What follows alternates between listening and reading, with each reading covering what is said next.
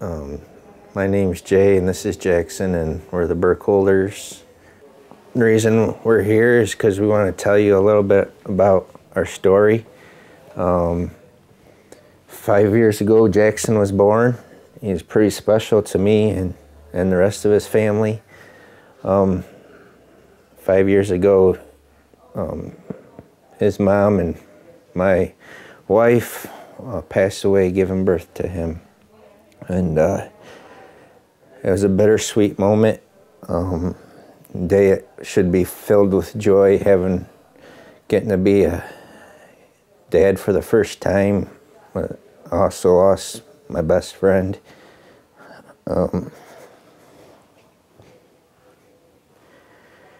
It was very hard, and never gone through anything like that before. Because of the birth, he had a lack of oxygen to his brain, and he has cerebral palsy. And so being a single dad, for one thing, I didn't know how to raise a child, and two, how do you raise a child that has disabilities?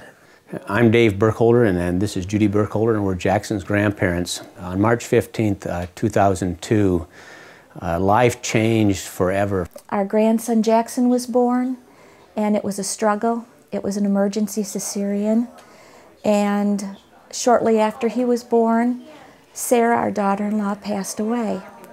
I'm Pam Rickner, and I was Sarah's mother, and I'd just like to talk a little bit about Sarah. She her middle name was Joy, and that's what she was. She was a joy as a child and a joy to us as a teenager and an adult.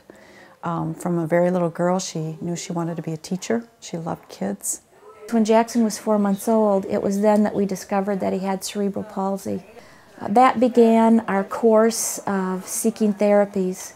We went to neurologists, we went to family doctors, we went to board of DDs. Eventually, we found a treatment called hyperbaric oxygen therapy. Judy found out about hyperbarics, and we would travel to Detroit, driving back and forth every day for 20 days. And that was an hour and a half on the road, coming and going. Both grandmothers had to quit their jobs because someone had to raise Jackson, because Jay was grieving at the time. And quitting their jobs, that sent us in a financial spin. We eventually went to North Carolina for treatment. We were there for about 3 weeks. We also found out about another therapy that was good called conductive education, and we saw a 60-minute program about conductive education and found out that this was in Cleveland. So thus began a whole year of driving back and forth to Cleveland. During all this time of traveling and looking for help, that this dream began to develop in all of our minds, a dream for a place right here to be able not just to help Jackson, but to help people in the surrounding area, in this tri-state area, you know, to have a place to come. And that's how Sarah's Garden was birthed. We started a nonprofit organization called Sarah's Garden, which is named after my wife, Sarah. And what it is, it's a facility that helps bring hope to other families. We felt it was our mission and our vision to step forward and help other families work through these kind of conditions.